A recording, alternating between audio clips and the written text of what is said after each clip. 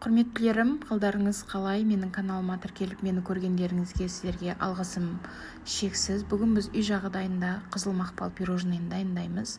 Оған бізге бөлме температурасындағы 72% сары май және оның үстіне бөлме температурасындағы жұмыртқаны салып, әбден араластырып аламыз. Оның үстіне қантты салып, бір келкі масса болғанға дейін араластырамыз. Және 100 грамм жылы сүттің үстіне қызыл индийский красительдерді қосып, смесімізді араластырамыз. Қып-қызыл түске боялу керек біздің смесіміз. Түсі өте қанық, өте әдемі болып шығады. Жарты қасық қоссаңыздар болады. Осының үстіне жоғары сұрыпты ұнымызды қосамыз. Ұнды және разрыхительді електен өткіздіріп, осы сместің үстіне қосып, бір келкі масса болғанға дейін араластырып аламыз. Қамырымыз не сұйық емес, не қою емес, бір келкі болып шығады. Осы қамырымызды кондитерский мешокқа салып аламыз. Кондитерский мешогымызға салып, осы салған кезде пешімізді қыздырып қоямыз 180 градусқа.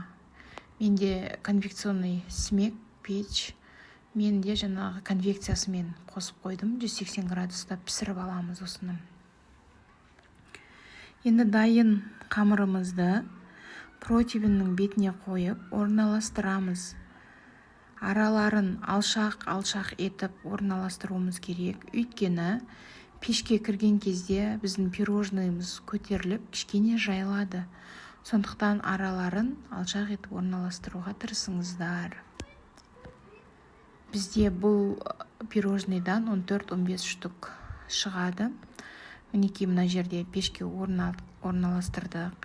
Енді біз кремін дайындаймыз. Кремге сахарный пудра мен творожный сыр салып, оның үстіне 33%-дық сливкимізді құйып, крем дайындаймыз.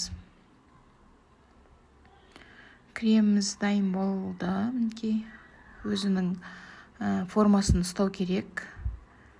Енді дайын болған пирожныйларымыздың ортасына кремімізді жағып, пирожныйымызды жасаймыз, әсемдейміз яғни.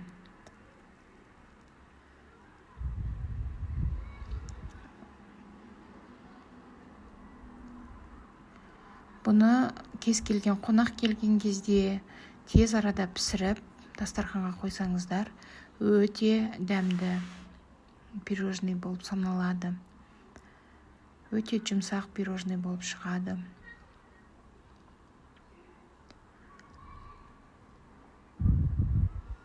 Енді пирожныйымыздың бетінде гүлге өздеріңіз қалаған посыпканы сепсеңіздер болады. Менде рисовый с малиновый запахпен посыпка. Иісі деген өте әдемі. Осылай әсемдеп қойып, холодильникке 2-3 сағатқа қойсаңыздар, кремі сіңіп, жұмсақ болып әдемі пирожный болады. Астарыңыз дәмді болсын. Маған тіркеліп кетуді ұмытпаңыздар.